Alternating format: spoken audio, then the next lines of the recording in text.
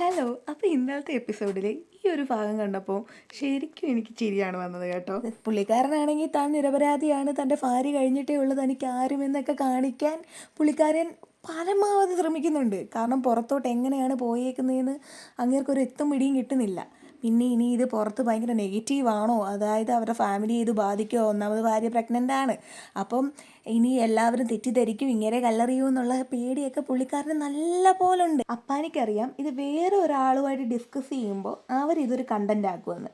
പക്ഷെ രേണു ചേച്ചി ആകുമ്പോൾ വലിയ പ്രശ്നങ്ങളൊന്നും ഉണ്ടാകത്തില്ല. കാരണം ഇതെല്ലാം കേട്ട് അതങ്ങനാണോ എന്ന് ചോദിച്ചാൽ ആണ്, അല്ലേ അല്ലേന്ന് ചോദിച്ചാൽ അല്ല.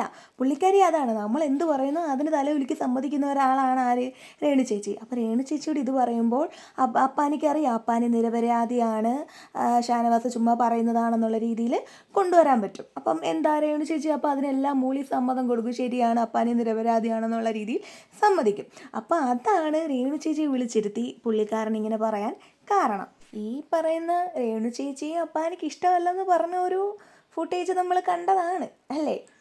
ഷാനവാസിനോട് സംസാരിക്കാൻ പോയി കഴിഞ്ഞ് ഷാനവാസ് മൈൻഡ് ചെയ്യാതെ പോയി കഴിഞ്ഞപ്പോൾ വീണ്ടും വന്ന് രേണുവിനോട് സംസാരിക്കുന്നുണ്ട്. എന്താ ചേച്ചി ഇയാൾ ഇങ്ങനെ, ഞാൻ പറയുന്നത് പോലും പുള്ളിക്കാരൻ മനസ്സിലാക്കുന്നില്ലല്ലോ, അതെന്താ ഇങ്ങനെയെന്നൊക്കെ രേണുവിനോട് ചോദിക്കുന്നുണ്ട്. അപ്പോൾ രേണു പഴയ മട്ട് തന്നെ, പോട്ടടാ സാറില്ലടാ വിട്ടേക്കടാ.